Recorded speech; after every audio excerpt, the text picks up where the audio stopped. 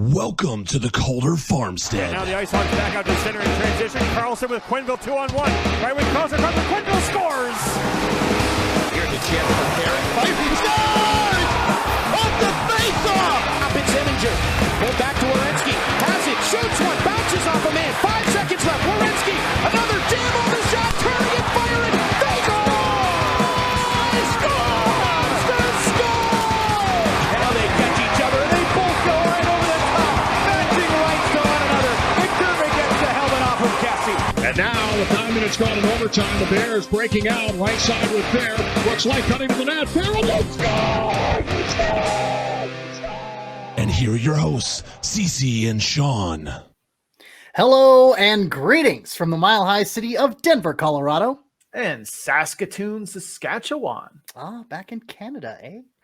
Welcome to the Calder Farmstead podcast, episode number 95 for Tuesday, April 5th, 2022. If you're hoping for a podcast featuring tips on establishing a good seed bed, we are not going to be much help. This is an American Hockey League podcast, and my name is CC Hockley, the AHL editor of Full Press Hockey. And I'm Sean O'Brien from StatsTrack and the AHL's only league-wide analytics guy. And as always, we thank you all for tuning in with us. And if you're new to hearing CC and I talk about hockey, we're going to recap some of the matchups in the past week in the American Hockey League for you. Both watch a lot of AHL games, and we're going to talk about what we see when we watch the film, as well as use some advanced stats to help us break it down. If that's new to you, you may want to head over to our podcast feed or YouTube channel, wherever you're listening to us from, and check out episode 0. It's a short primer on some of the stats we're going to be talking about, as well as how we view what's important on the ice. So if you're new to some of the more advanced hockey stats terms like PDO or the point shares model, or newer hockey terms like controlled zone entries, go check that out. So you better be able to pick up what we're putting down. I promise it's not that nerdy or technical. It's only 20 minutes. And let's be honest, you wasted 20 minutes watching the Grammys. Your Spotify Wrapped is more relevant at this point. And no one got slapped, so you'll never get that time back. So next time, why not spend a little more time with us talking about hockey? I mean, the only 20 minutes you need to watch was Olivia Rodrigo cleaning house. So there's that. I don't even know who that is. Well, anyway, let's move on. All right, we have pick'ems that we need to review before we dive into recapping the weekend that was. So Sean, both him and his analytical creation, The Model, they were step in step this weekend, both going 23 of 35. Sean getting the dub between him and I this weekend, 65.7, almost 2 out of 3, almost 2 out of every 3 picks correct for both Shawnee and The Model this weekend. I fell a little bit short of that, 18 of 35 in my correct picks, 51.4%, just a little over 500. I'll take it. Overall, Sean is closing in on the overall record. I'm only 7-6 head-to-head against Shawnee this season, so hold on to your butts, because we're coming to the end of the regular season, and Sean is catching up. So we'll see who takes the season crown in the weekend pick'ems. As for the overall pick percentages, The Model is 55.9%, Sean is 53.9%, and I am 54.1%. Exactly the same percentage as I was this past weekend. So I'm pretty sure that's 51.4%. Did I say that? You said 54.1. Strike that. Reverse it. Thank you, Shawnee. I was going to say, like, I understand, you want to give yourself a little boost here, but not that much. I do. And that was my subconscious coming out. And 51.4%, the exact same percentage that I had in the weekend pick. So just a couple of percentage points separating myself, Sean, and The Model. Not too shabby. We're all over 500. I will count that as a win. So those were the pick'em rates. Let's talk about Bridgeport. And we have Mitch warned us. We were all 4 of us. Yep. Mitch, we called it. Myself, The Model. It's like, oh, this is gonna put a jinx on it. Not to spoil too much, but Sean, why don't you talk about Saturday's matchup at Wilkes-Barre Scranton and Sunday's matchup versus Lehigh Valley. Talk about the goals, my friend. Yeah, some of these very much are trimmed down from their usual forms of description because, well, yeah. So Saturday's game, Austin Zarnik regains the puck at the Penguins' blue line, taps it to Michael Dowcole, who speeds down the wall. Dowcole finds Zarnik open in the high slot, and Zarnik executes a clean catch and release wrist shot that beats the blocker of Louis Domingue 1-0 Sound Tigers just 5 minutes into the game. Just under 5 minutes into the game. Andy Androv works the puck up the wall to Parker Wotherspoon. Wotherspoon bumps to Michael Dowcole, who's fresh off the bench. Dowcole skates in and snaps a shot that Chris Terry redirects with his skate, but does not kick, and it goes in. It counts 2-0 Sound Tigers, 8:08 remaining in the first period. Paul Ledoux loses a board battle to Philip Hallander, and Hallander works the puck to the point where Cam Lee is. Lee shoots, and Skarek makes the save, but he can't control the rebound. Alex Nylander out-battles Robin Salo to put the rebound home. 2-1 Sound Tigers with 6:11 left in the first. And then it gets ugly. Savio Polduk is too slow making a play on a Penguins breakout and sends Poulin and Hallander 2-on-1 the other way. Poulin looks off Skarek like he's going to pass, then rips a wrister over Skarek's blocker. Tie game at 2, 14-14 left in the second. Mitch Vandesoppel doesn't defend Jamie Devane in the slot well enough, and he roofs one to make it 3-2. Jonathan Gruden gets a tip on Cam Lee on a Cam Lee point shot that Skarek stops, but the rebound comes to Felix Robert, and he taps it in 4-2. Mitch Vandesoppel gets the puck at the point, spins off the wall, and blindly fires a pass that goes directly to Kyle Olsen. Olsen skates in on a breakaway and backhands one past Skarek, 5-2. Mitch Renke fires a shot from the half wall, hits Robin Salo on the wing. The rebound comes right to Michael Chaput, and he taps it in 6-2. 2 minutes and 50 seconds left in the second period. They make it to the third period. The Sound Tigers switch goalies from Skarek to Ken Appleby, but that doesn't make much of a difference. Wilkes-Barre Scranton gets a good bounce off a missed shot by Wotherspoon that catches all the Sound Tigers skaters behind the puck. Drew O'Connor races in and scores on a breakaway 7-2, just 28 seconds into the third period. Pustonen squeezes a pass between Polduk and Wotherspoon to spring Sam Poulin for a breakaway on the power play. Poulin scores to make it 8-2. Kyle McLean with a turnover in the defensive zone. It skips right to Drew O'Connor in the slot, and he wrists one over the glove of Appleby, 9-2. With 1:24 left in the third, and mercifully, that would be it. 9-2 is your final in Wilkes-Barre Scranton for the Penguins. Burn the tape and move on to Sunday. Oh my God. On Sunday, as Seth Helgeson sits in the box, the Phantoms go to work on the power play. Tanner Lashinsky passes to Adam Clendenning at the point from the half wall.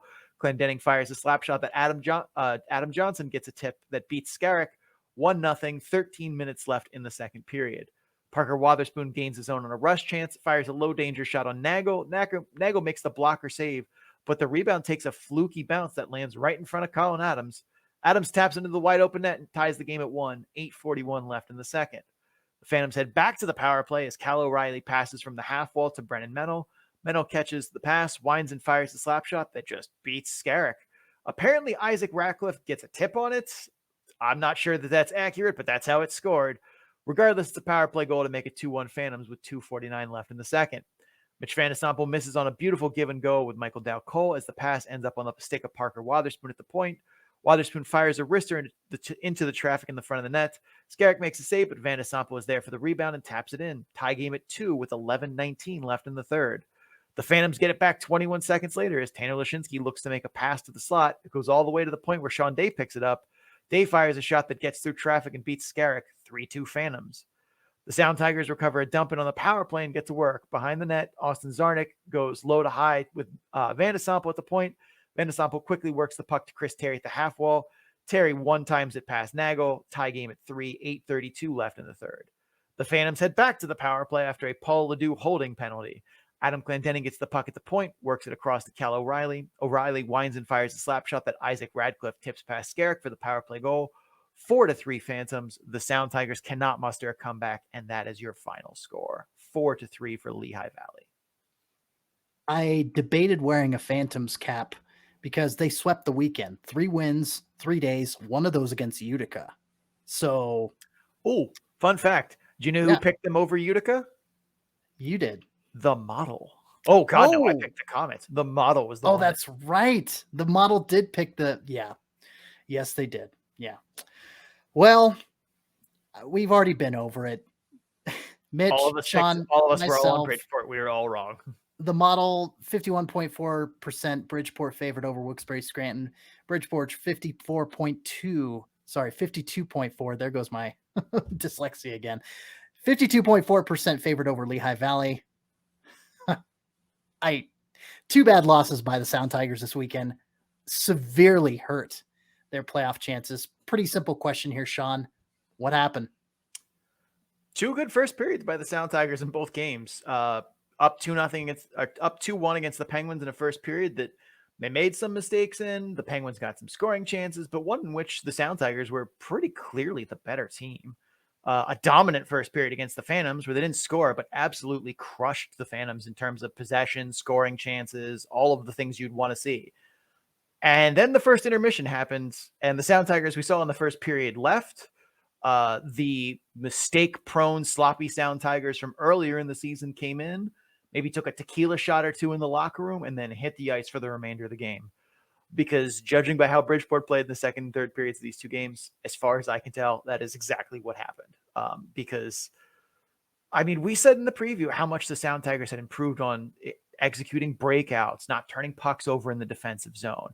We praised Robin Salo for being a big factor in that. We talked about how the team was forechecking better and in general was just executing their game plan a lot smoother. They're not a team that has good foot speed, but they were playing faster because they were sharp out there. That all went away in the second and third period in Wilkes-Barre Scranton and was absent for really long stretches in the second and third against the Phantoms. It was just a slop fest of bad basic defensive play, plus the inability of the Sound Tigers to make controlled zone exits under any semblance of pressure. And I mean, that was their problem all last season. It was their problem earlier in this year. It looked to be something they were getting past, and it reared its ugly head this weekend and then some.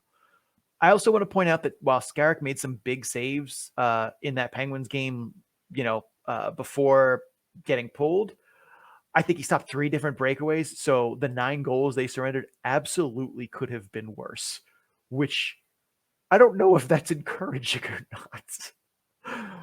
The only real difference between the two games was the Sound Tigers shot themselves in the foot with penalties against Lehigh Valley, which, I mean, I guess it was 9-2, but they didn't really, it wasn't penalties or a bad penalty kill that put them in that place. Whereas with Lehigh Valley, it was penalties and the penalty kill. I thought both Colin Adams penalties were weak calls, but that's not really the point.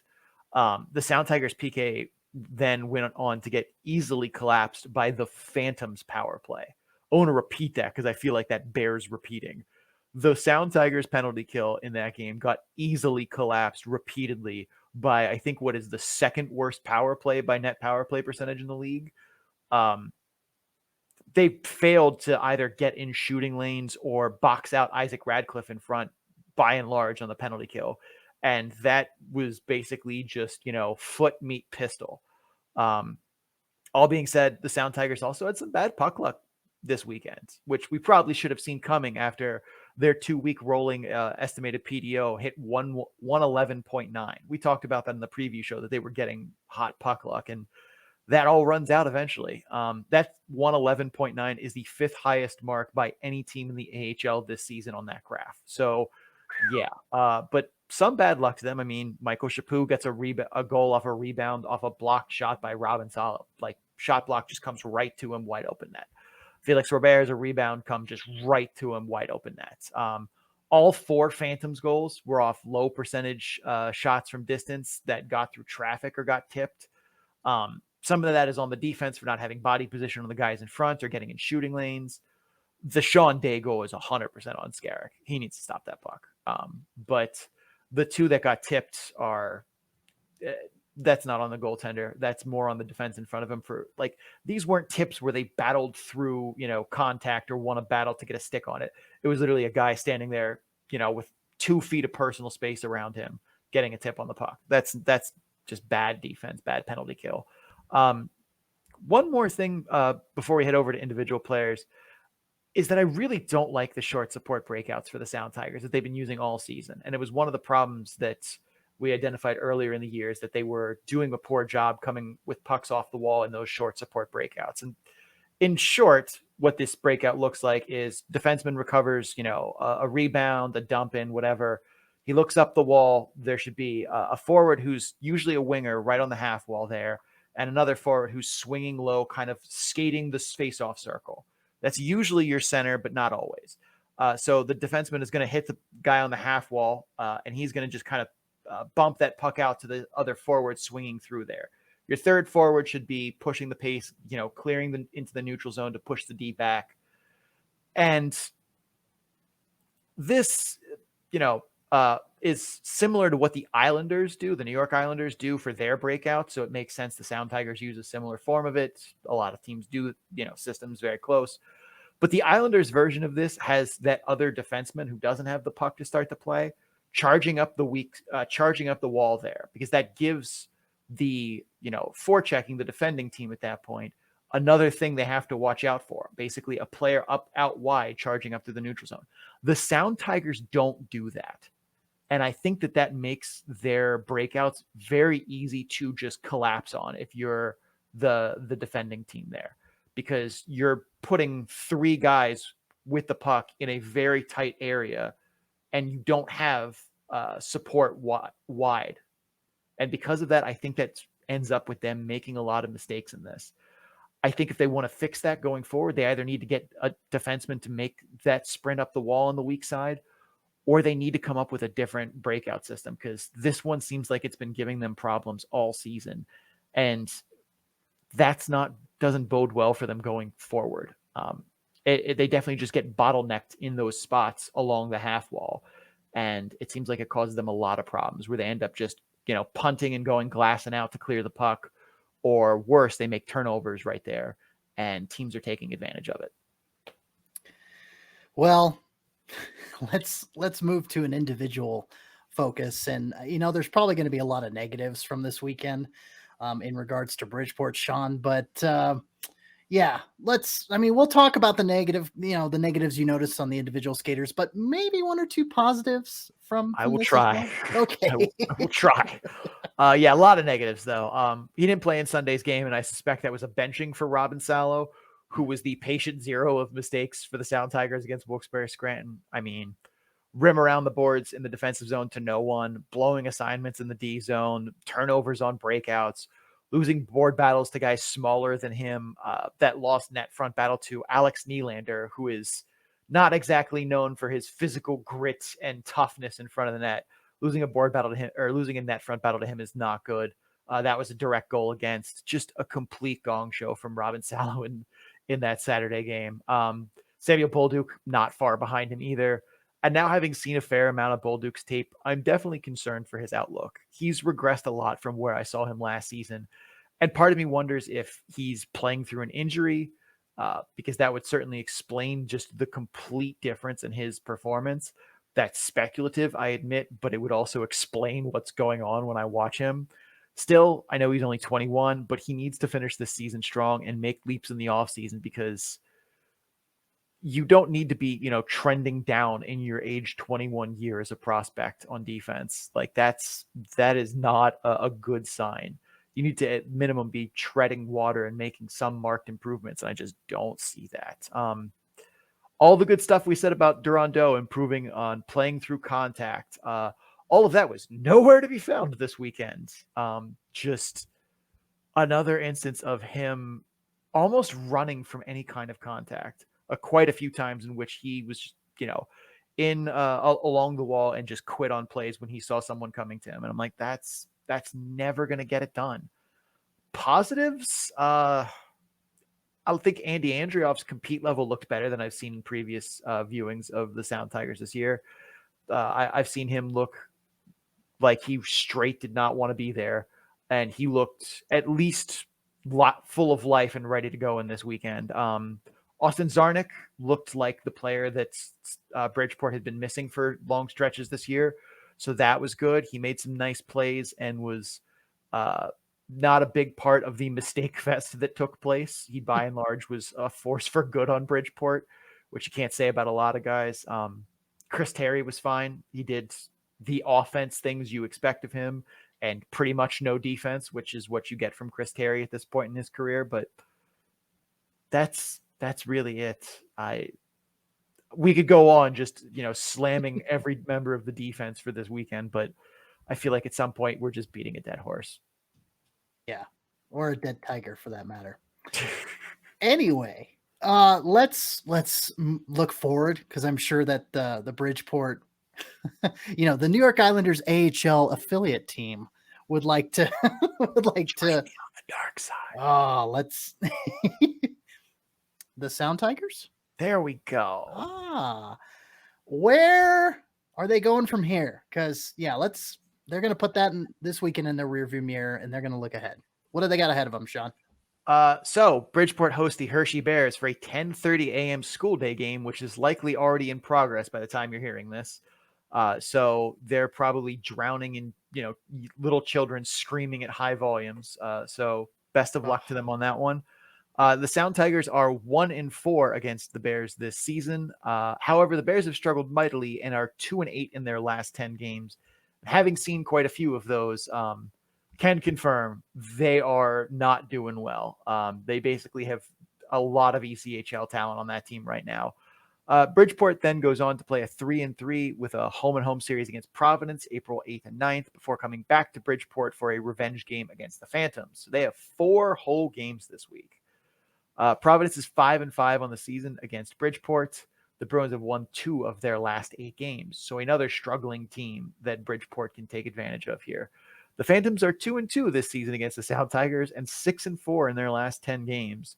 They will have a big rest advantage over the Sound Tigers, as this will be their 4th game, as Bridgeport will be playing their 4th game in 6 days, but the Phantoms will be playing their 3rd game in 5 days with a night off before they have to go to Bridgeport.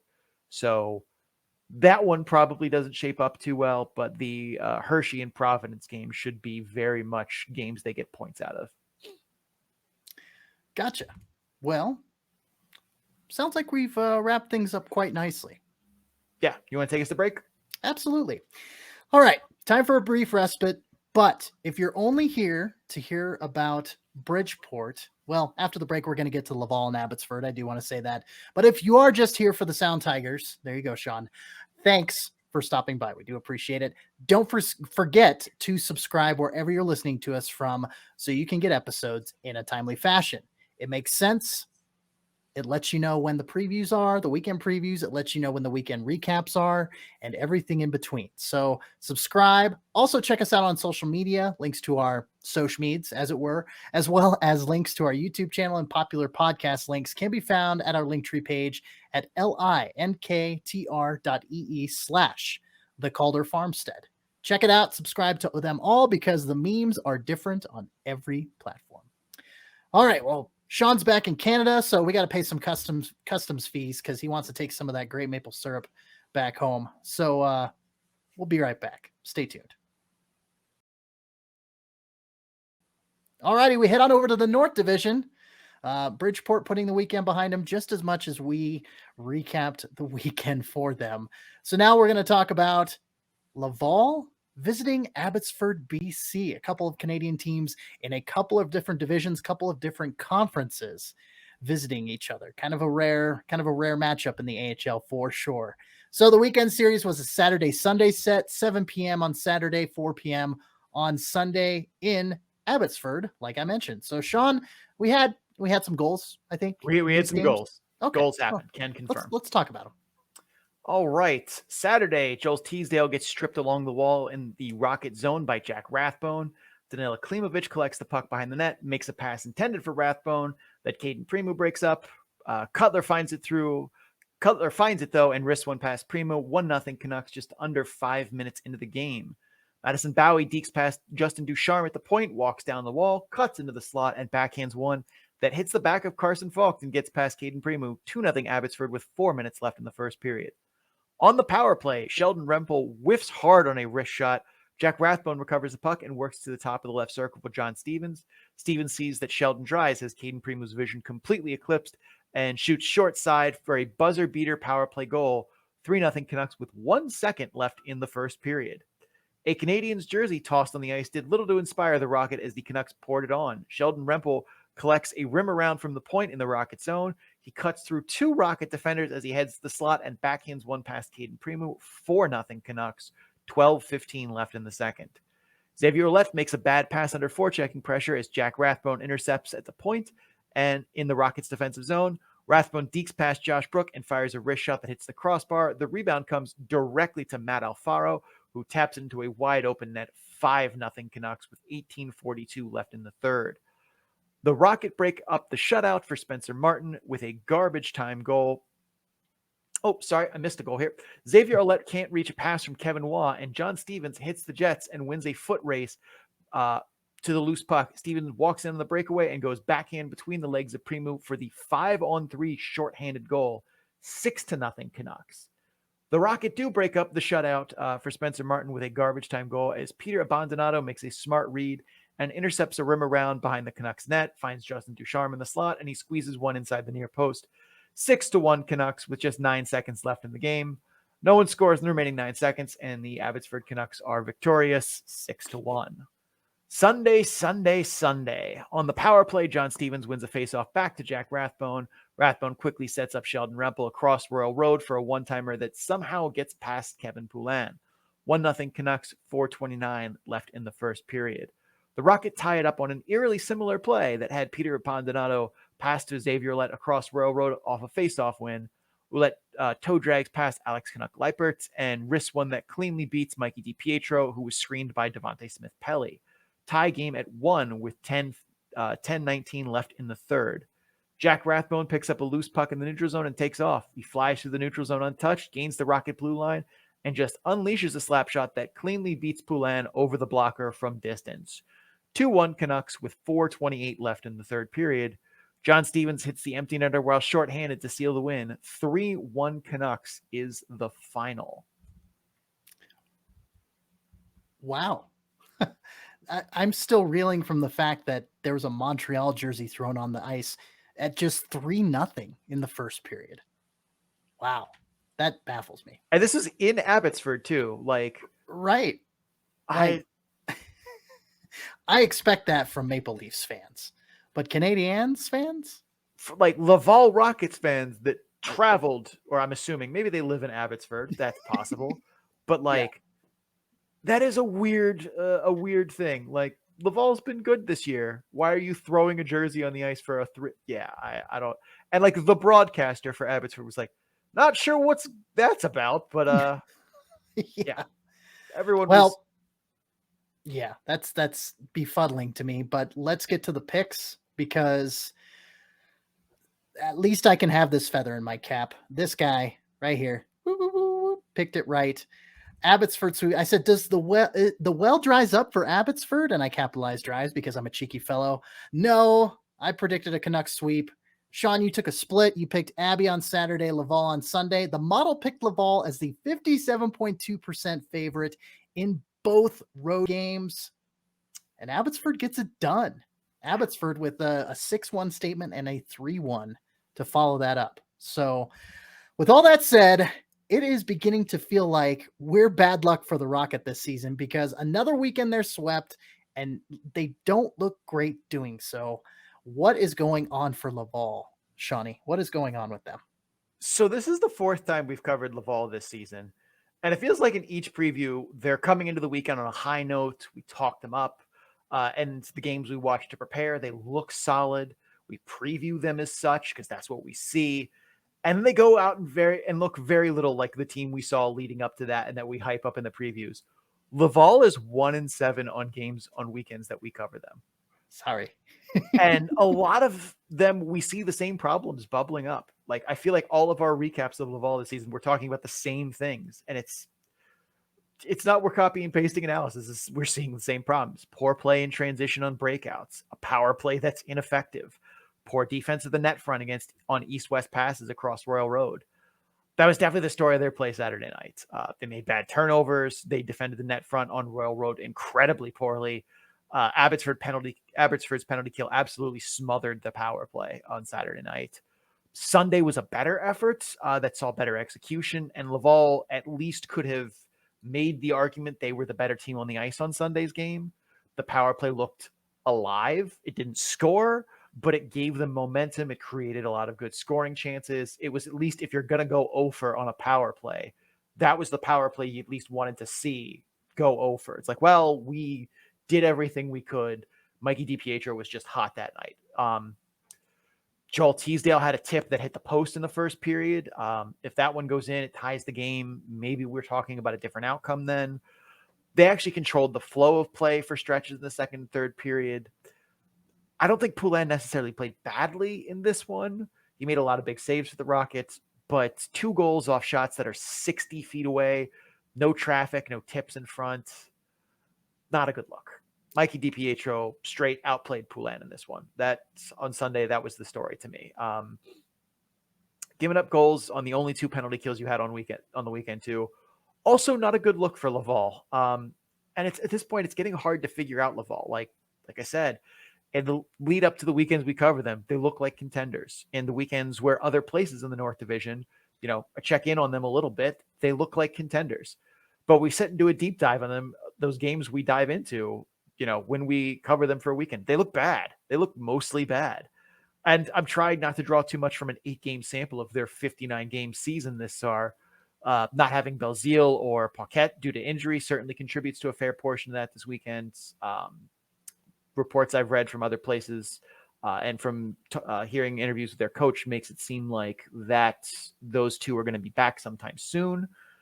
Still, those 2 are their leaders on offense in a weekend where they scored 2 whole goals.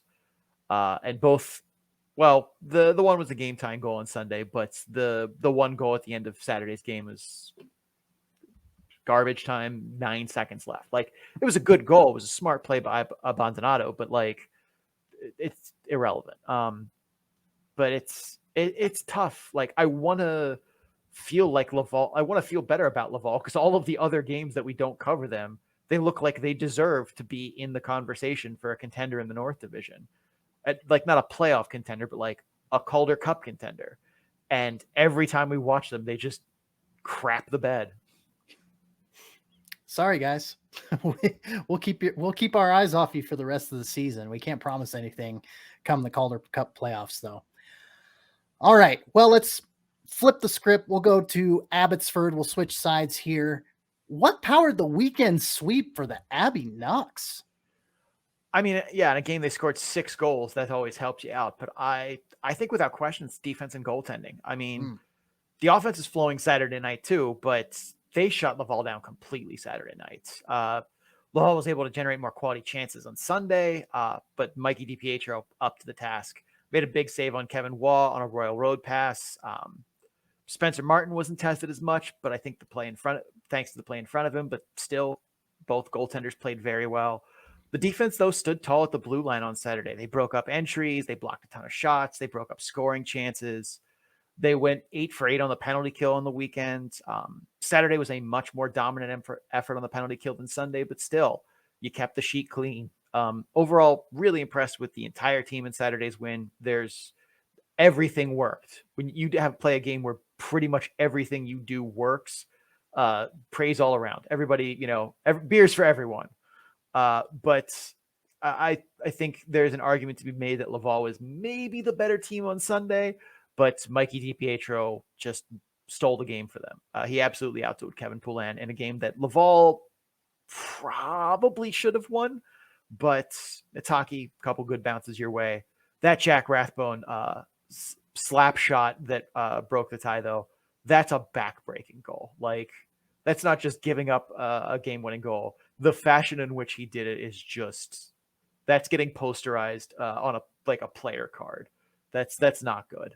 Yeah. That's what was it? Vince Carter dunking over that international player that I forget. Yeah, it was that level. All right. Well, speaking of the skaters, as we do, we go team level, we go individual level. Who stood out to you on the ice this weekend for Abbotsford or Laval? For Laval, I liked what I saw from the Raphael Harvey-Pinard, JS Day, Danik Martel line.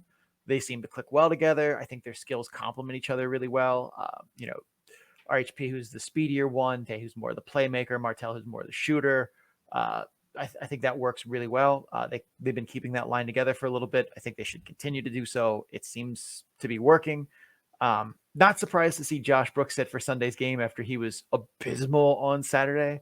Off the top of my head, I think he was directly responsible for or was heavily involved with 2 goals against that the Canucks scored on Saturday's game. For Abbotsford, I've seen several scouting reports from guys who are respected in the public sphere who are projecting Jack Rathbone as like a number 5 defenseman in the NHL. That's his ceiling to them. And I have a hard time reconciling that with what I've seen from him this season. I mean, yeah, his defensive zone game needs work. I'll grant you that. But holy hell, can that kid flat out ball?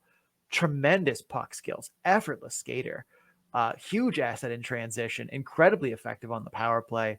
He's not fully there yet, but like I definitely see second pair upside as an NHL defenseman for him. And Scott Wheeler and some of the other guys at the Athletic, the one that used to work for ESPN Plus, whose name I'm bringing on, Chris, can't come up with it at the moment. I'm spacing it too. But like I've seen all of them. They're like, yeah, he's like a number 5 defenseman. I'm like, I mean, they get, they have a lot more experience than I do. Their scout's eye is more refined than mine, but that's one that I look at and I'm like, I cannot reconcile that projection with what I watch. I think he's very easily has a ceiling as a second pair defenseman, a top 4 guy. He needs to fix some of his defensive zone coverages, do a little bit more diligence there, but the rest of it looks solid. I don't get that one. Mikey D Pietro seems to have battled through whatever demons kept him down earlier this season. He has quality starts in 7 of his last 12 and hasn't had consecutive bad starts since January. So I'm glad to see him kind of righting the ship a little bit there. Speaking of Canucks that have found their groove after early season struggles, John Stevens has 6 points in his last 4 games, 5 of which are goals. Yes, one was an empty netter, but still, he struggled with consistency earlier in the year, where he'd, kind of just go long stretches without being heard from. And then he kind of like would catch fire for 3 or 4 games and then go dark for 2 weeks, only to pop back in with like a 3-point game and then, have 4, games of like 1 shot on goal, no points. I liked what I saw from him this weekend, which, yeah, he scored a bunch of goals. The 5-on-3 shorthanded goal where he just, hit the Jets and went hard for that puck. That's a high effort goal that definitely a lot of other players have been like, yeah, I'm just going to like go for a change. It's 5-on-3. The puck got cleared, but good moment to jump and hit the Jets there. It'd be great if he could put these efforts together a little bit more consistently still. I would rather have him be, a point in 2 out of 3 consistently than these like big poppy, big flashy, like 3-point games and then nothing for 2 weeks. And then 3-point game, 1-point game, nothing for 2 weeks. Like he seems to be getting there. He has 35 points on the season now. He had 5 points from October through Christmas break. So he's definitely finding his groove, picking up the offense. I would just like to see him be a little bit more consistent with some of those efforts that would help him flourish as the like second liner in the AHL that he is. Alrighty. Well, like I mentioned earlier, 2 Canadian teams, 2 different divisions, 2 different conferences, 1 out in Quebec, 1 in British Columbia. What do Laval and Abbotsford have looking at the horizon? For Laval, the Rocket host a 3-4 at home. The classic Wednesday, Friday, Saturday, Wednesday and Friday's games are against the Rochester Americans. Laval is 2-3 against the Amerks this season, but won the last 2 meetings by a combined score of 12-3. Rochester is 5-5 in its last 10 games and is very much in the hunt for the, to not be caught by the bear in the North Division, basically. Saturday's games against the Utica Comets. The Rocket are also 2-3 on the season against the Comets. The Comets have also been a little bit of a struggle recently and are 5-5 in their last 10. For Abbotsford, Abbotsford has a weekend series hosting the San Diego Gulls on tap for the 8th and 9th. Abbotsford is 4-1 on the season in the Gulls, but hasn't played them since January. San Diego has been finding its game, though, recently. They are 7-3 in their last 10 and are starting to look like that team we knew they should have been all season. Way back in our season preview where we thought they would easily win the Pacific Division. All right. Well, that wraps it up for the Eastern Conference. Yep. We are going to head to break, and after break, we will get to Chicago and Milwaukee. If you're just here for Laval and Abbotsford, thank you for stopping by. Don't forget to subscribe wherever you're listening to us from so you get episodes in a timely fashion. Also, check us out on social media. We do the memes there. They're pretty good. You can find links to all of that, plus our, podcast catchers that are, the common ones, our YouTube channel, some other stuff as well. All of that is in our Linktree page at linktr.ee/the Calder Farmstead. We're going to run some ads, pay some bills. We'll be right back. Stay tuned.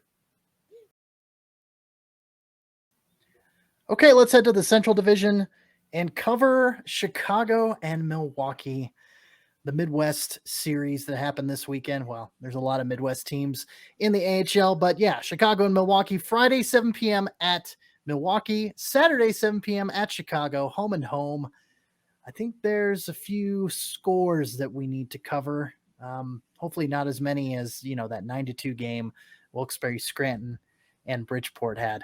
But take it away, Sean. Friday, the Admirals get caught on a turnover, and the Wolves have a 4-on-1 rush the other way. Jack Drury feathers a pass to Josh Levo across Royal Road. Levo misses the net, but recovers the rebound, throws it back in the front, back into the slot for Jamison Reese, who taps it past a sprawling Ingram. 1-0 Chicago, just 1:35 into the game. Jimmy Huntington drives the puck towards the goal line in the Wolves' end. He makes a pass out in front that's blocked. Cole Smith recovers the loose puck behind the Wolves' net, but is tied up by Chris Begris. Huntington finds the puck and passes to a wide-open Cody Glass in the slot. Glass rockets the one-timer past Alex Lyon. Tie game at 1, 5:34 left in the second. Almost 90 seconds later, Graham Knott catches a pass in the neutral zone and dances through Artem Sarakov, but Sarakov gets enough of him to break up the play. Lyon tries to poke check the loose puck, but Matt Donovan is there to backhand it past Lyon. 2-1 Milwaukee. Alex Lyon blindly rims a dump in up the wall and right to Dylan Blugis. Blugis fires as Lyon scrambles to get back in his net. The shot is blocked by Joey Keane, but Mitch McLean gets on the rebound and stuffs it in as Lyon never got back and settled in the net. 3-1 Admirals, 17:48 left in the third. Jimmy Huntington hits the empty net, and that seals it. 4-1 Admirals on Friday. On Saturday, fresh out of the penalty box, Stefan Mason picks up a loose puck in the neutral zone. He waits for the cavalry and dishes to Jack Drury. Drury makes the zone entry and sends a pass through traffic across Royal Road back to Nason. Nason skates into the slot, winds and fires the slapper that beats Connor Ingram. 1-0 Wolves, 13:52 left in the first period. Near the goal line, Nick Suzuki cycles the puck up to the point for Kevin Fitzgerald. Fitzgerald one-times the pass on net. Stelio Mathis tips it and it hits the post. David Gus finds the rebound before Connor Ingram and taps it in. 2-0 Wolves, 6:28 left in the first. On the power play, Tommy Novak sends a pass from the left half wall through traffic across Royal Road to Cody Glass. Glass fires a pass intended for Graham Knott that deflects off Jesper Sellgren's his skate, and goes over the shoulder of Kochikov. 2-1 with 3:09 left in the first. The Wolves get an extra attacker after Sean Huntington takes a delayed penalty. Jack Drury works the puck from the point down to Stefan Mason at the goal line. Mason turns, sees that Connor Ingram hasn't properly sealed the post in the RVH position, and rifles one over his shoulder. 3-1 Wolves, 12:26 left in the second. A clearing attempt sneaks by Matt Donovan, and Josh Levo outraces him to the loose puck in the neutral zone, springing a 2-on-1 with Jamison Reese. Levo makes a small fake and then roofs it over the glove on Ingram. 4-1 Wolves with 10:15 left in the third. On the power play, Joey Keane works the puck from the point to Podorowski by the left faceoff dot. Podorowski immediately finds a passing lane to Stefan Nason at the top of the crease. Nason tips the pass on net. Ingram makes a save, but Jack Drury puts in the rebound. 5-1 Wolves, 5:44 left in the game.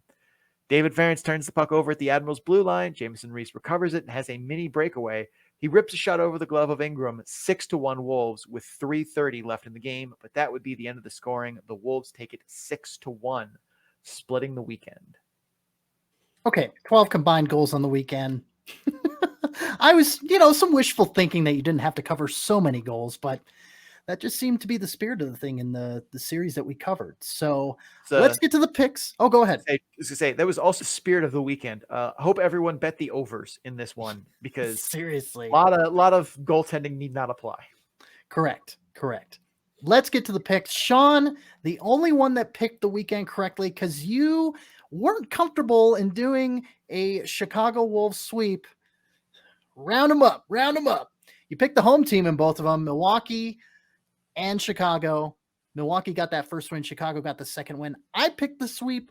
The model picked the sweep, going with a 56.7% favorite in both games. It didn't matter home ice or not. 56.7%. No, I think that was wrong. I think I copied that wrong. There was definitely a difference. But I don't remember what it is now. So gotcha. No worries. Two very different outcomes here, as the home teams won both. As Sean has a credit to his prediction skills in this series. What was the difference between Friday night to Saturday night for both of these teams?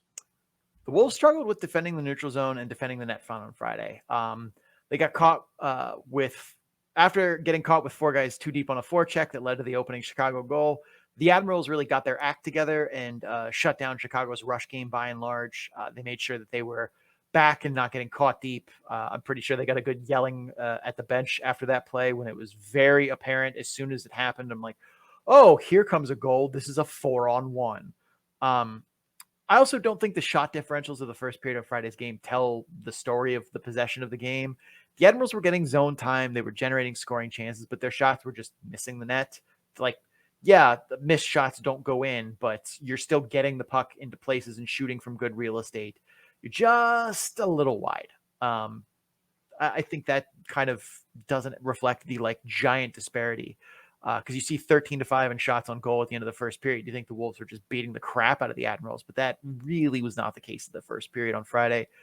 The Admirals did an above average job of controlling the pace. We talked about that in the preview, how that would be an important factor. They also did play a lot faster than I thought. I thought the Admirals would want to play a very slow, kind of plodding, grinding, methodical game to contain the Wolves. And they, we talked about the Wolves wanting to dial the speed of the game to 11. The Admirals seemed okay with it being at like a 7.7 out of 10, which I was surprised by. I really would have thought that they would have wanted to play a lot slower. But they didn't shy away from trying to generate rush chances, generate counterattacks.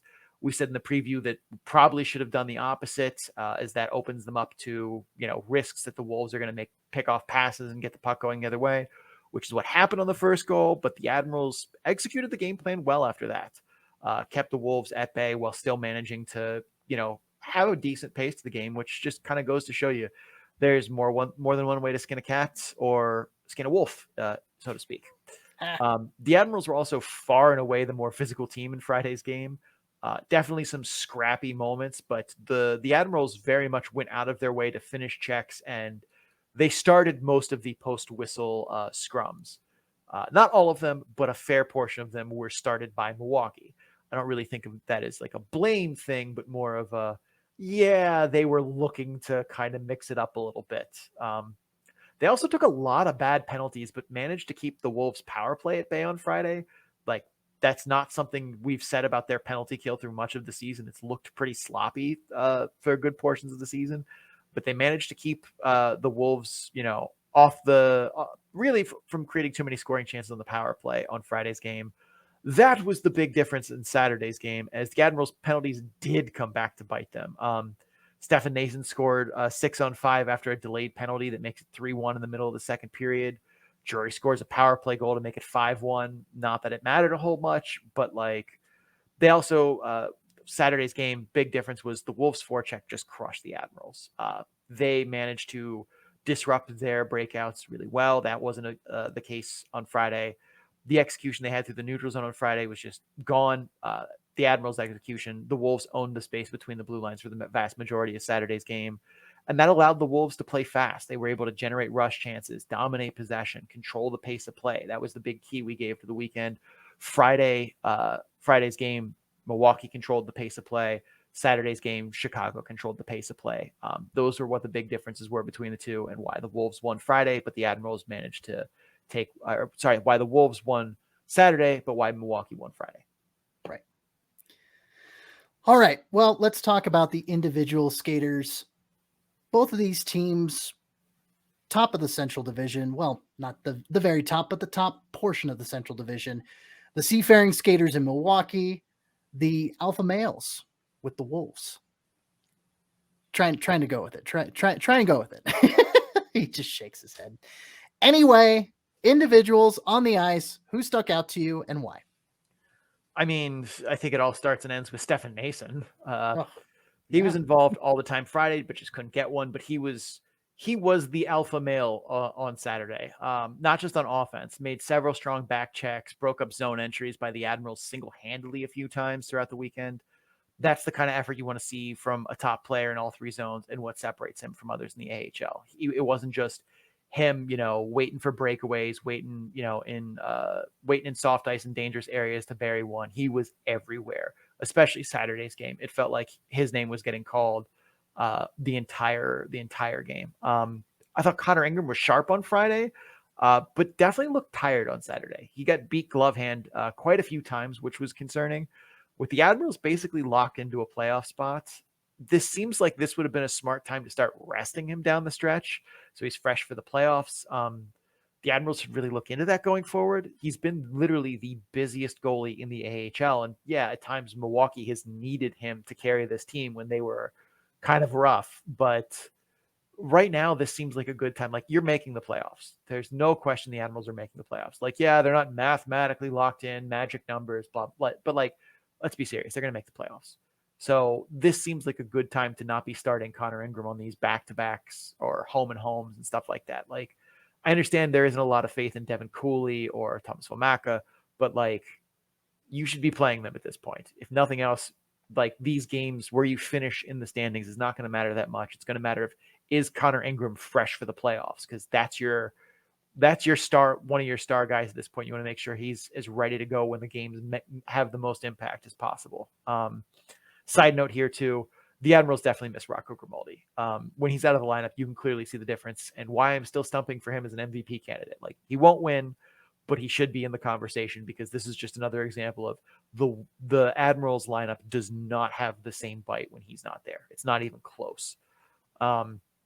Mixed weekend for the new Wolves defensemen in Bigras and Reunanen. Reunanen is also how you say that, not Reunanen or both broadcasters did not seem to be prepared for that one. Reunanen.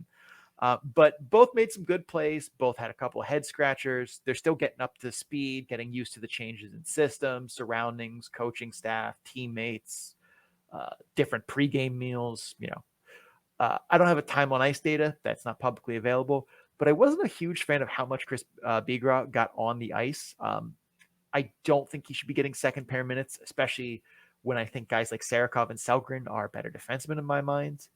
One piece I am surprised the Wolves didn't go after was another right-handed defenseman. Like, I understand why they went after D, but without Jalen Chatfield and Josh Jacobs in the lineup, they have 5 lefties. That's too many. And Bigras, a lefty. So Reunanen, a lefty. Don't get it. Awful weekend from Dylan Blugis. Defended poorly, took bad penalties, handful of lazy plays and miscues. Really did not like this weekend from him. He stood out. Kochikov was brilliant on Saturday. Basically pitched the shutout, as the only Admirals goal was a deflection off of a defender's skate that, completely changed the direction of the shot. It was supposed to be a pass into the slot instead of going this way, which Kochikov was moving. It just goes right up over his shoulder. Nothing you can do there as a goaltender. Really impressed with how quickly he's come over from the KHL and made that transition look easy, a transition which other goaltenders have struggled with heavily, and some never really can fully cross over to the North American ice, the style of play, the caliber of shooters. Last thing on the individual player level, Kyle Moreno is your first star of the game on Saturday. Really? I mean, you just told me about the effort from Kochikov. Yeah. Basically leaving pitching a Kochikov shutout off your 3 stars of the game for a dude who had a first period fight and did nothing else. Okay. For someone who's been covering professional minor league hockey for 5 years, I know that the powers that be have to get the 3 stars in by a certain time so that they can print them off. But I don't think that that's quite an excuse here. No, it's not. Yeah, it's like that's like just... that popped in my head when you first brought this up, but I'm like, yeah. I have a question here about this. Sure. Why are they printing them? Well, I mean, they print off the recaps. Like they print off, those when you click the R button on the AHL.com and they give you that text, basic but like, text. we're not talking physical pieces of paper. Well, we are, because someone has to sign off on it. Like, an AHL official has to sign off on it and say, yes, this is correct. Like they read over it, they sign off on it, and they submit it to the league. So I don't understand why they're printed like this is 2022. But then again, this is a league that still does the schedule by hand, which is, I mean, I get game notes. These are my game notes from Abbotsford in Colorado. So I get a press packet still. why? So. What year is this? Easy there, Jumanji. I'm just saying, like, I go to restaurants, I don't even get menus anymore. They give me a QR code and I look at them like, why are we not doing that? I mean, I didn't get one press packet at all last season, but that makes a little more sense. Right. But at the same point, like, that's silly. Just here's the press packet QR code thing on a slip. Then you're saving hundreds of trees. Right. Alrighty, we've got the first and the third team in the Central. And where does Chicago and Milwaukee have to look forward to, or what do they have to look forward to after this past weekend facing each other? Chicago has a 3-5 against 3 different teams, which is always a challenge in itself for the coaching staff. Wednesday is the second game against Texas. The Wolves are 6-2, 6-2 against Texas this season, but lost 5-3 on Sunday. Texas is red hot right now and has won 5 straight. Chicago hosts Manitoba on Saturday. The Wolves are 3-4 against the Moose this season. Manitoba up and down a bit here, 5-5 in their last 10. On Sunday, Chicago hosts the Monsters. Chicago is 3-0 against Cleveland this season. Cleveland is 3-7 in their last 10 and has gone back to being kind of hapless. For Milwaukee, the Ads have the traditional Wednesday, Friday, Saturday, 3-4, all of them at home at Panther Arena, which apparently has a much more complex name that I learned on the broadcast this weekend. Wednesday and Friday are both against Manitoba. The Admirals are 4-5 against the Moose this season. Manitoba, as we just said, 5-5 in their last 10. Saturday, they host Cleveland. The Ads are also a perfect 3-0 against the Monsters this season. And also, like we said earlier, the Monsters are 3-7 in their last 10. So these two part ways to play very similar opponents in their upcoming games. All right. Well, that'll do it for the Central Division. And I think we're gonna pause. I think we have some advertisements to run. Yep. We are going to take a break here. After the break, we will get to the best coast and talk about Colorado and Ontario. If you're just here for Chicago and Milwaukee, thank you for stopping by. We appreciate it. Don't forget to subscribe wherever you're listening to us from so you get episodes in a timely fashion. Also, check us out on social media. Links to our social media, as well as links to other places you can listen to us, as well as some other stuff that's snuck in there, can be found on our Linktree page at linktr.ee/the Calder Farmstead. We're going to run some ads, pay some bills. We will be right back. Stay tuned. All right. And we are back. And we are here to talk about the best coast, the West Coast, the Pacific Division in the AHL. We previewed Colorado and Ontario. We're going to recap Colorado and Ontario. Friday, 7 p.m., Saturday, 6 p.m., both games in the Inland Empire. Some goals were scored. Cece, please tell me about these goals. I must know. All right, buckle up because we got a few to cover. Friday, Jacob McDonald intercepts the puck in the neutral zone, catches Ontario on a line change. Nelson Nogier tries to stop him, but to no avail. 1-0 Colorado early on at 1 minute and 13 seconds of the first period. On the Eagles' second power play of the game, Dylan Sekura centered a pass to Martin Count in the slot. One turnaround shot later, and we have a power play goal and a 2-0 Colorado lead. Mikhail Maltsev wins a faceoff in the rain end. Kiefer Sherwood one-times a shot past Matthew Villalta to make it 3-0 Colorado at 12:18 of period 1. Let's move to the second period now. After a turnover in Ontario territory, Jason Megna corrals a puck and zips it over to Sherwood for a left wing one-timer. Eagles way out in front at 4-0 at 2:05 of the second period. We're not done. Another Colorado power play goal? Another one. Jordan Gross passes to a wide open Dylan Sekura in the right wing faceoff circle. Sicky with the twisted wrister as Megna screens in front, and you now have a 5-0 Eagles lead at 8:12 of period 2. Another zone entry by Megna, followed by a backhand pass to Kiefer Sherwood, and then a slot feed to Martin Count. Snapshot and goal on now Lucas Perrick in net. It's 10:48 of period numero dos. That's another score. That is 6-0 Colorado. After a shot was deflected to the high slot, Dennis Gilbert passed a puck to Megna in the high left wing circle. It is a one-timer, and it is a goal for Megna at 12:56 of the second. For those keeping track at home, it is now 7-0 Colorado. Let's move to the third period. Into the final regulation frame, only 2 goals this period. Woo! Resulting power play after a big scuffle. Roland McCune sets up a one-timer from Jacob McDonald in the high right wing circle. Make it now 8-0 Colorado at 12:24 of the third period. Ontario gets a power play goal. They break the shutout for Hunter Miska. TJ Tynan, of course, completing a cross-ice pass to Samuel Fogimo for a one-timer and a score for the Reign. 8-1, Ontario prevents Miska with the Miska shutout, like I mentioned. That happens at 13:15 of period number 3, and that would be your final on Friday night. 8-1, Colorado smacking around the Ontario Reign. Saturday. On the first Ontario power play, Helgi Grans takes a shot from the point that's deflected by Fogamo. Puck goes past Justus Anunen, and the Reign are on the board 1-0 at 6:14 of the first. On Colorado's first power play chance, Megna passes to Gross for a one-timer slap shot. The puck goes wide, but it bounces off the boards straight to Dylan Sekura. Sekura lifts the puck into the net to tie it at one aside at 14:56 of period 1. Cameron Gons is at the blue line after receiving a pass from Grans. He risks a shot on net with traffic in front. It goes through and up and over Auninen, right shoulder, and nobody touched it. Count it. 2-1 Ontario at 14:56 of the first regulation frame.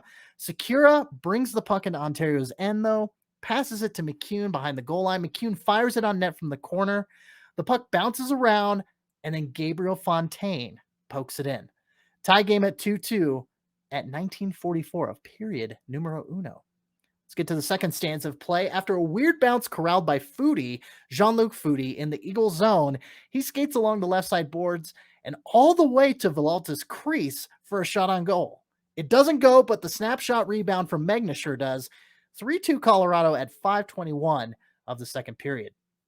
On Ontario's second and last power play of the night, only 2 for them, but they went 2 for 2. Tynan threads a pass to Fogamo in the crease for the tap-in score. Back to a tie game, 3-3 at 14:41 of period 2. We go to period 3. We go through period 3. We have no scoring in period 3. So overtime we go. Megna wins the opening faceoff. He retreats back to the Colorado zone and passes it off to Sherwood. A quick little regroup by the guys. Sherwood gives it back to Megna, and he's off. Megna takes it all the way, leaving all defenders in the dust before giving a speedy forehand strike to win the game for the Eagles in overtime. 4-3. Colorado busts out the weekend brooms. And who called that? It was you, and it was the model.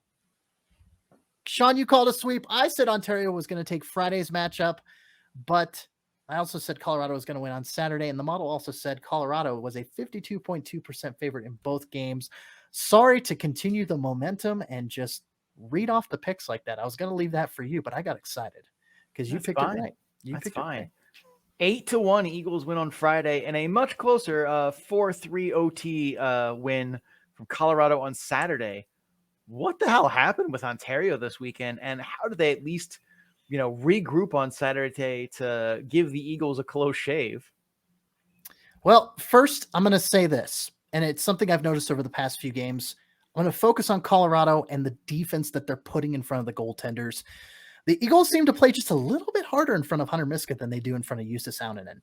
Not to say that they don't play tough in front of Auninen, but with Miska, the opportunities to score seem to be minimized more so, and you could probably chalk up a lot of seasons under Miska's belt, and obviously Auninen in his true rookie season, just after a handful of appearances last year. It's tough to say, but Miska's 4 wins in a row, I think that speaks volumes as to who the Eagles should ride come the postseason. I said it last episode. I'm going to say it again. The Eagles need to ride Hunter Miska going into the playoffs after April's over. To the Reign, however, let's focus on them. The team added for Samuel Helenius on March 29th and Andre Lead on the 30th. Both of them played this past weekend. Helenius was on the 4th line alongside Palyachev and Doty. Lee was up on the 3rd line with Sutter and Dudas. Pavlichev and Lee had to be switched for each other, about 5 or 6 goals into Friday's affair. And that's how it was on Saturday's game as well. Needless to say, the bottom 6 were trying to gel and figure it out with those 2 new guys in there. And the top 6 not producing on Friday. We talked about that puck luck. We talked about it probably, above 100 for 4 weeks straight, I believe is what I remember. And it came crashing down. You combine the top 6 guys not producing. Fogamo had 6 shots on net. Ferk and Sutter had 4 shots on net each, and nothing would go. I mean, I know you mentioned one of the previous series that the differential, the shot differential, was a little misleading. I feel like you could apply that to this one too, because Ontario had chances, but nothing was going in, and your defense, just getting run roughshod all over by Colorado. I mean, Colorado came to play. And they took it to Ontario, and they just were a boulder rolling down the hill. And Matthew Villalta and Lucas Parikh were both in the way as well. I mean, it didn't matter who was in net. Colorado was going to be scoring some goals, and they did. Defensively, like I said, Ontario let Colorado just have a field day with them. The Reign weren't prepared in a variety of ways. The Eagles could come and just punch them in the mouth. Again, be it at even strength or on the power play. We spoke about the Reign's good puck luck. Like I said, it ran out. Combo of shots not going in, just to kind of recap there. Faulty defense. Saturday's D-Corps tightened things up, though. They double teamed when they need to. They really collapsed on the puck and gained possession of it. As soon as it came into Ontario's zone, that did not happen on Friday well at all. And the Eagles were causing all sorts of turnovers on Friday. They curbed that a little bit. They still caused a few on Saturday, but yeah, they tightened up that defense a lot more on Saturday. It didn't hurt that their scores were much more in the game on Saturday either. All right. The Eagles' power play was a main talking point last episode. It's been a talking point for them pretty much all season. They found success against the Barracuda, but we were skeptical because, the Barracuda's penalty kill is bad. Tell me, CC, how this weekend fared for Colorado in the man advantage against Ontario. I will put it simply, just straightforward, 4 for 6 on the power play against Ontario on Friday, 1 for 2 on Saturday. There was only 4 penalties total on Saturday, which is kind of interesting, but I digress. Ontario's penalty kill, I will say, it's not that much better than San Jose's, especially heading into the weekends against the Eagles. The Reign were 27th overall at a 76.7% kill clip on April 1st. The Barracuda were 26th in the AHL at 77% even going into that Monday send against the Eagles on March 26th. So both of these teams bottom dwelling. I don't have the net penalty kill percentages in front of me. That's here we go. Going into the weekend, so this is from Thursday's data because I only update once a week. Their net penalty kill rank was 29th in the league. They were actually worse than San Jose. The Pacific Division in general has not been a good penalty killing division, which is why Stockton has such a big advantage because they're the only team in the division who's actually good at it, it seems. Bakersfield. I don't want to diss Bakersfield here. They're doing okay. Like they're about a league average team in terms of penalty kill, but like it's really Stockton and everyone else who can kill penalties in that division. But yeah, so that's not an impressive penalty kill for Ontario, but it seemed like they were at least like it was a slow bleed. It was never like they were getting torched, whereas Colorado straight murdered them. Like this was the Brooklyn Nine-Nine meme of guess who just got murdered. Yes, that's exactly how it went. And talking about Colorado's power play, they are shoring things up. No question about that. I mean, I don't care who you're against. If you go 4 for 6 on a power play in a game, you're doing something right. You're clicking on all cylinders. Planting Magna in front of the net, solid 1-3-1 setup, primary benefit.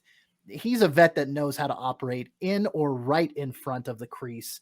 I mean, it doesn't hurt that the Eagles are choosing their shots a little more carefully, both at even strength and on the man advantage. Their shot totals were down this weekend, but their goal totals were up. Imagine that. They're not just lobbing pucks on net, going for 35, 40, 45 shots on goal. And that's something that's driven me nuts. I haven't actually verbalized it, but it's like they're not taking quality shots on net all the time. And they seem to be a little more discerning this weekend. So anyway, on the power play, they're entering the zone better, cycling the puck around with added efficiency that I haven't seen consistently this year from them. The slot, the left wing, the right wing, the Eagles were scoring on special teams from everywhere. And I think that begs the question, because you face Ontario and San Jose, whose penalty kills are bad. They're bad. How is Colorado's penalty or power play 3 or 4 weeks from now when they get to the postseason? How's it going to rank against Stockton's top-ranked kill, like you said, or even adequate PKs from San Diego and Abbotsford in the postseason? Time will tell. But if the Eagles keep it going, they may have with Megna and Secura and Sherwood, like those three. I mean, Megna had 6 points this weekend. Sherwood had 5. Secura had 4. I mean, those guys were clicking. So we spoke about the conditioning stint that Colorado defenseman Bowen Byram was going to be on starting this weekend. We really pumped the tires here, a little hesitantly. It was some of like, well, if he's ready to fly, this kid can let it fly. What did we see from Bo this weekend against Ontario here, CC?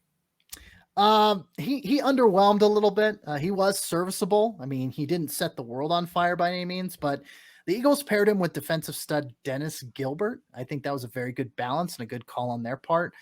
He took reps on the power play 2 unit as well.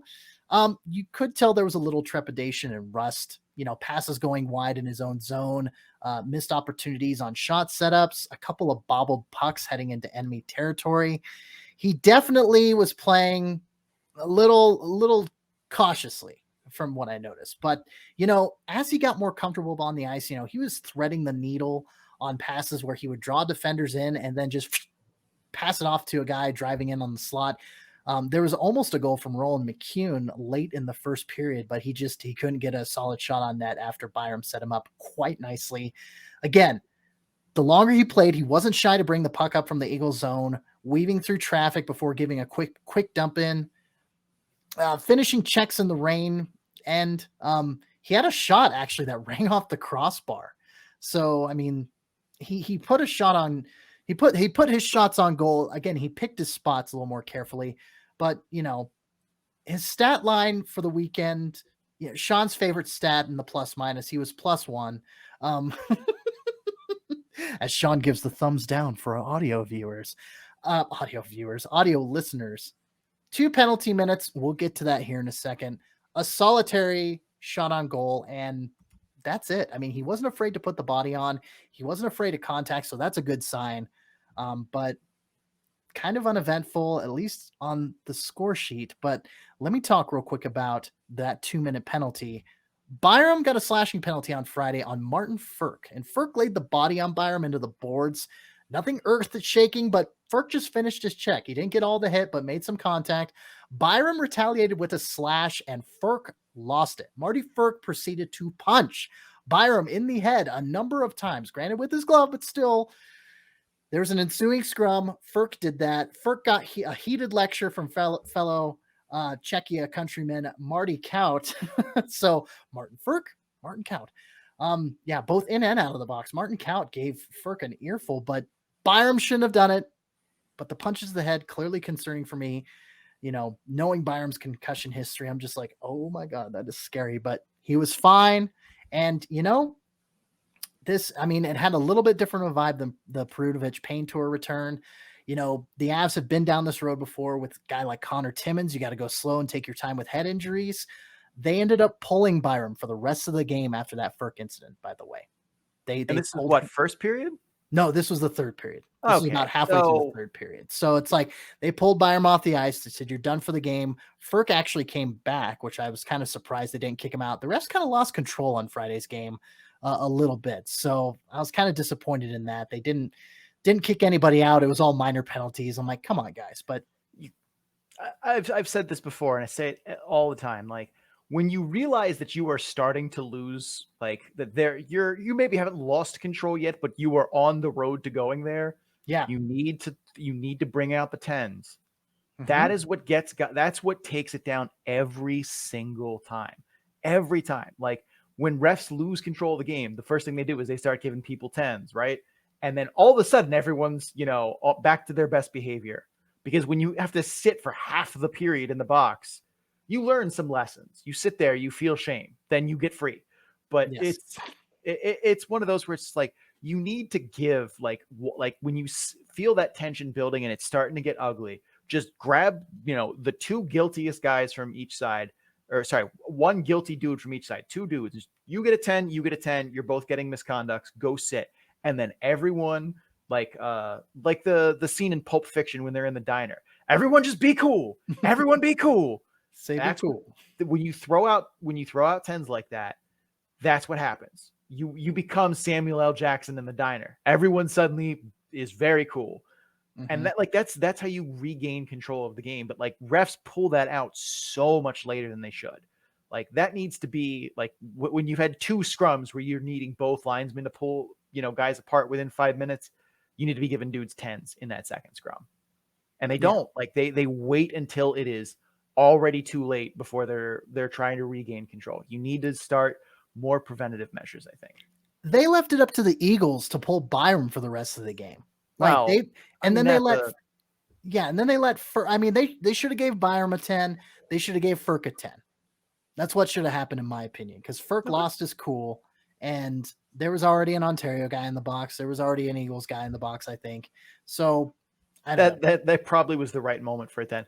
But like I don't blame Ferk in that scenario. Like, yes, is him, putting some fists to the head of Bowen Byram in the grand scheme of things not a great thing? Yeah, of course it is. But like when a dude slashes you for like that, you're not turning around and thinking about, the context of his medical history. You're gonna turn around seeing red. Yeah, like you're gonna turn around and smack that dude. I don't care who it is. Like I played, men's beer league at one of the lowest tiers, and I've had that exact thing happen to me. Someone slashed me in the back, and I turned around and I said, "Do that one more time and see what happens to you." And he did, and he saw. Oh, drop the gloves? No, but I'm pretty sure the brand name of my stick is somewhere on his ribs. Ouch. Well, to conclude the Byram point, I will say the precautionary statement, mentioning Connor Timmins and everything, the Avs must have been confident and trusted what they saw this weekend, because Byram was actually recalled by the Avs today. Really? Yeah, April 4th. He was recalled by the Avs, and it was posted on social media. He was boarding the plane to Pittsburgh, PA. Colorado's Tuesday matchup against the Pens. So there you go. Byram got his conditioning loan in. Not very eventful, but got a couple reps in the pro game. So I'm surprised that they didn't let him stick that one out for a little bit longer. I would have thought, given kind of a conservative approach, they would have let him go a little bit longer. But that's their decision. Those are always those are tea leaves that we're as a podcast historically bad at reading. So correct, just let them go. Correct. All right, Sean. Colorado taking all 4 points against Ontario this past weekend with those 2 dubs. What do the Eagles in the rain have to look forward to in the first full week of April? So Colorado has your standard Friday, Saturday matchup against Bakersfield next weekend at the Budweiser Events Center. Bakersfield is 4-2 against Colorado this season. The home team has won each contest. Bakersfield is 6-4 in its last 10. Colorado 7-3 in its last 10. Fun fact, Colorado's only AHL playoff series sans 2021 was against Bakersfield in 2019. Ontario has a Friday, Saturday home-and-home series against Stockton in Stockton on Friday. So that means they're in Ontario on Sunday. The battle of the 1s and 2s this season, Ontario is 2-4 against Stockton this season. The Heat are 7-3 in their last 10, hot as ever. The Reign are 3-7 in their last 10, which I'm probably pretty sure is one of the lowest points of their season. Depending on how the wins and losses shake out, the Eagles and Reign could battle it out for the number 2 or number 3 spots in the Pacific Division. Colorado's last 3 games against Ontario, April 20th, 22nd, 23rd, and Ontario ending its regular season again ending its regular season against Henderson on April 30th. So that one could come down to the wire. If we go to the brand new chart thing that I built over the weekend, let's see what it says. Heading into this weekend, Ontario was an 82.7% chance of finishing second in the Pacific Division. Colorado, a 54.1% chance of finishing third. When we update those on Thursday, that'll be an interesting little update. I'm sure Colorado is going to make some jump there. I'm going to have to go to one of those final Ontario games at the Budweiser event season or Budweiser Event Center to close out the season. There we go. Words are hard, Sean. Words are hard. Words are very hard. All right. Well, we're going to take, sorry. we are going to take our last break here. After the break, we will get to the cream of the crop, the best players of the weekend in the AHL, in our opinion. And we finally have a quiz. I have gotten off my lazy ass and written us a quiz. If you're just here for Colorado and Ontario, thanks for stopping by. Don't forget to subscribe wherever you're listening to us from so you get episodes in a timely fashion. Also, check us out on social media. We have a good time there. You can find links to our social media, other places you can listen to the podcast from, some other things as well, and our Linktree page at linktr.ee/the Calder Farmstead. Want to run some ads, pay some bills. For the last time this episode, we will be right back. Stay tuned. All right, it's WrestleMania weekend. Yeah, we had WrestleMania. Ooh, the return of Stone Cold Steve Austin after 19 years of not being in a wrestling match. Oh, he beat Kevin Owens with the Stone Cold Stunner. Wow. Oh, I gotta pace myself. We're not talking about the WWE. We're talking about the AHL and the players of the week in the cream of the crop segment. Sean, I'm feeling a little madness. Can you tell? Oh, I can. My first cream of the crop, or the third cream of the crop for me this weekend, is Jack Rathbone. I feel like we need a nickname for Jack Rathbone. He sounds like a pirate from the golden age of piracy in Nassau. But anyway, Jack Rathbone, 1 goal, 4 assists, 5 points on the weekend, 4 primary points, scores the tie-breaking game-winning goal in the third period of Sunday's game. Absolute, like, that kid is impressive to me. We talked about it when we recapped it. Jack Rathbone, number 3 cream of the crop. Macho Cece, who is 3 for you? Well, I'm going to say that maybe you could call him Jack Skellington because he's the Bone Daddy. Yeah. And guess what? Bonesaw is ready for the third cream of the crop. I'm going to do a twofer. Yeah. Abbotsford's goalies. Yeah. Spencer Martin, Mikey D Pietro. Yeah. Martin with 34 saves on 35 shots. Saturday's 6-1 victory. Elbow drop from the top rope. 1, 2, 3. And then Mikey D Pietro, 32 saves on 33 shots. Abbotsford gets a 3-1 victory. Yeah. The Canucks sweep the visiting Rocket. Spencer Martin, Mikey D Pietro. They're a tag team called the British Columbia Bruisers. You can dig it. Yeah. Second for me was Jason Megna, 3 goals, 3 assists, 6 points on the weekend, 4 primary points, takes that OT winner coast to coast and delivers a highlight reel. I mean, you put 6 points on the board. It doesn't matter how you do it. You're going to end up in the cream of the crop. Cece, that is my second cream of the crop. Who is yours? Well, I'm going to one of the young guns here. Words are hard, as Cece once said earlier in the program, but Michael Crowe from the Texas Stars. He signed an amateur tryout on March 30th.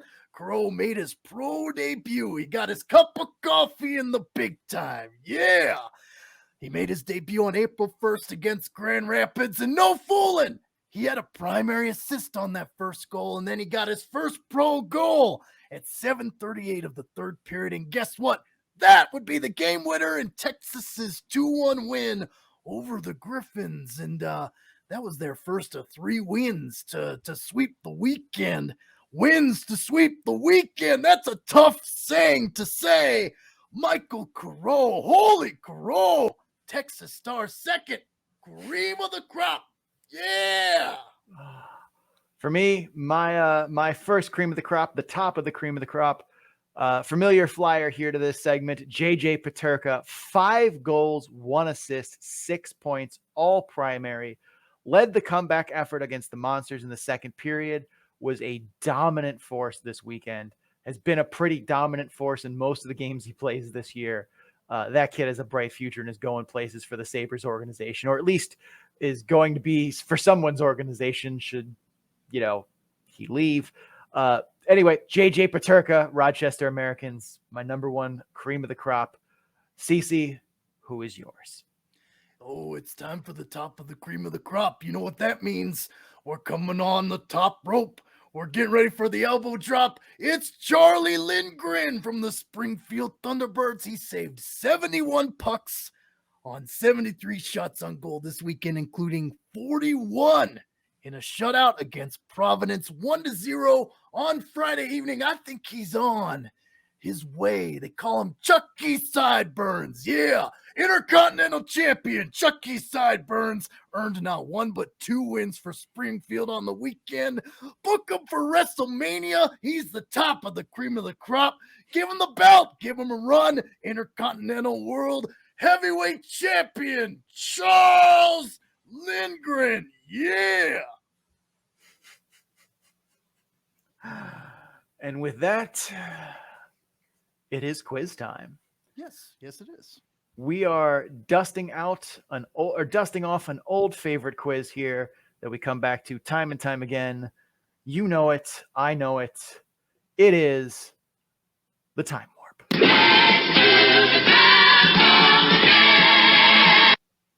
All right. For those of you who are not familiar with the Time Warp quiz, I am going to allow Cece to pick a year anywhere between 2013-14 and 2019-20. Cece is then going to be given a player and a hypothetical game that player could have played in that season, and he's just simply going to have to tell me what team that guy played for in that season. There's a lot of player movement, a lot of moving around. This actually gets a lot harder than you would think it is. So, Cece, where in time are we going? You have 13-14, 14-15, 15-16, 16-17, 17-18, 18-19, and 19-20. Let's start off with 13-14. Going far back. All right. The season is 2013-14. The Portland Pirates are playing the Grand Rapids Griffins. What side is Andy Mealy on? Grand Rapids, final answer. Oh, no. for 1 CC. He was on Portland in that time. Very close. Oh, by the way, you need 4 of 7 to win. Yes. So Okay, you are down 1, but no worries. 6 more potential questions that you have. You need 4 of them. 16-17. 16-17? Yeah, sorry. All right. 16-17. The San Antonio Rampage are going up against the Wilkes-Barre Scranton Penguins. What side is David Warsofsky on? This is 16-17, correct? 16-17.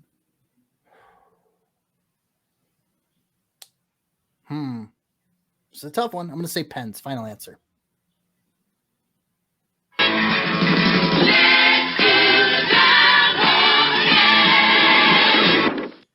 Congratulations, Cece. You got one. That was the correct answer. All right. Cece, you are 1 for 2 here. Where are we going? Let's go back. We'll say 15-16. 15-16. Here's a special one for you. Oh, boy. The Lake Erie Monsters are playing the Springfield Falcons. What side is Jared Bednar coaching? Lake Erie. Final answer. That is correct, Cece.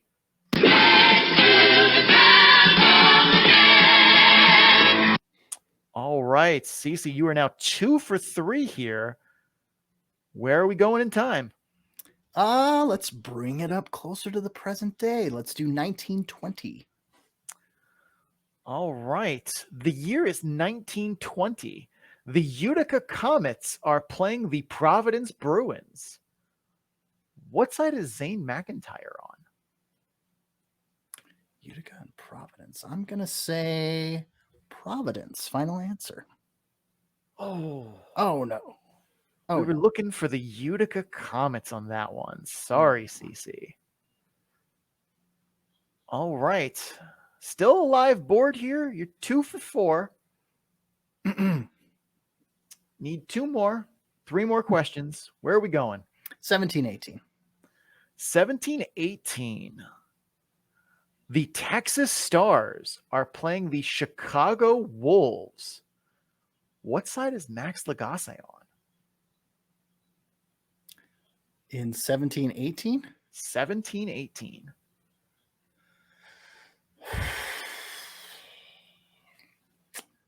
Man, that's a close one. That is a close one. I'm going to say Wolves. Final answer.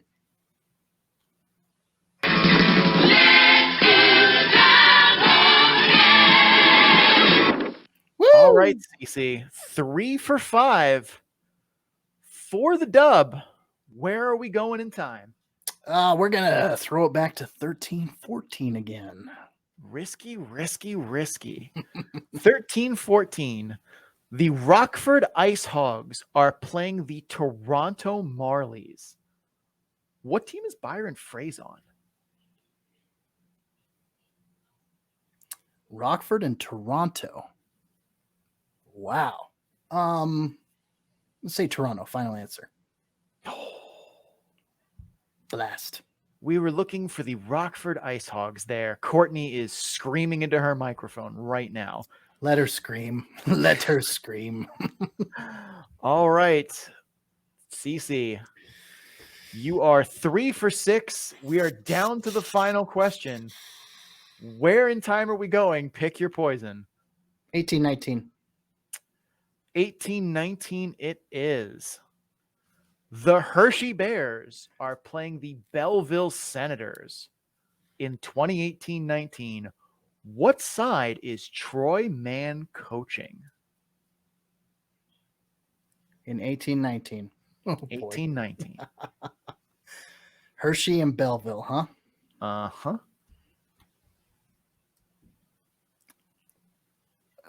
Belleville? Final answer?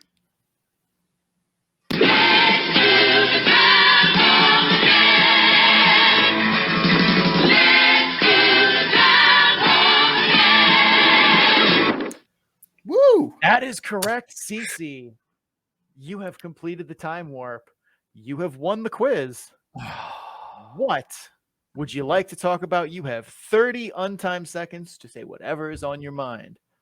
Have at ye. Well, gosh, it's it's tough to say. Sean, you want to take this? I got nothing.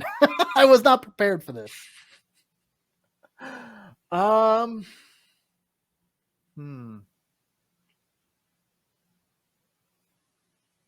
No, actually, I got nothing either. The two talkers don't have anything to talk about. Yeah, I had one for last week, but I kind of said it in the preview episode, so I got nothing right now. I am content and tranquil with our space in the world. Other things not so much, but that's beyond our scope.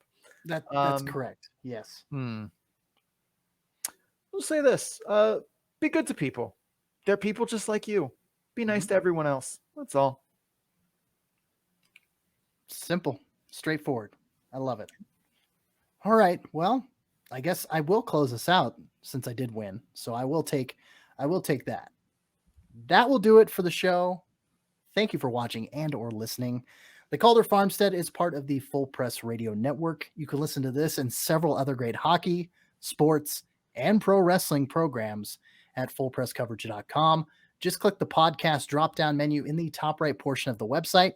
That is the big list of programs you can listen to populating. That's the noise that you just heard.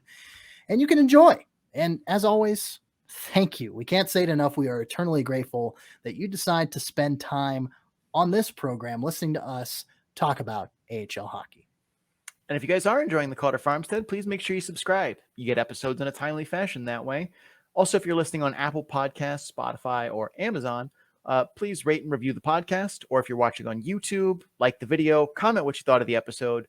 Doing so helps others find the show, as shows with lots of ratings, lots of reviews, lots of comments, they get kind of filtered towards the top there. And your reviews help us improve it. You know, if you say you want more of something, we'll listen. You can also follow the show on social media at Calder Farmstead on Twitter, at the Calder Farmstead on Instagram and Facebook. Links to all of that and more can be found on our Linktree page, which is at linktr.ee/the Calder Farmstead. Big thanks to Adrian Drake, who made our theme music. You can find him on social media at AD_dysfunction. That's AD_DYSFUNCTION. So we can make music for you too. CC, where can the people find you? Well, my name is CC Hockley. You can find me representing Full Press Hockey on Twitter at FPC_AHL. I do my damnedest to try and tweet out the latest and greatest AHL news from that account. If you want to follow my personal Twitter account, it's at CC Hawk. That's SEESEEHAWK. See what I did there? Mainly hockey tweets from that account, but I tweet about music. I post my Wordle scores on there because I do get some engagement from that. It's just fun to do. And yeah, hopefully if it keeps me interested, it is not going to be bullshit for you. You can check out my writing on the Full Press Coverage Network at fullpresshockey.com. And you can also check out the other great AHL writers that we have at Full Press Hockey as well. Enough about me. Sean, where can the people find you? I'm Sean O'Brien. You can find me on Twitter at SeanO'Brien81. That's SeanObrien81. It's a personal account, but still you'll get graphs from me every Thursday, as well as commentary on entertainment and sports and random things around us. I'm also on Instagram at SeanO'Brien_81. Mostly not that terribly active with posts, but my story is of the jersey of the day to kind of display my ridiculously growing jersey collection. You can find all of my stats work, including game probabilities for the AHL, the model, all of that stuff. Playoff probabilities gets updated every Thursday or with Thursday's data, sometimes when I'm lazy or behind. But you can find that on my Tableau page at bit.ly/data dump and chase, all lowercase, all one word. Cece, we're actually done at a kind of reasonable time this night. Regardless, take us home. Gladly. That'll do it for episode number 95 of the Calder Farmstead, an AHL podcast. For Sean O'Brien, I'm CC Hockley. We've got the century mark on the horizon. And until then, keep your stick on the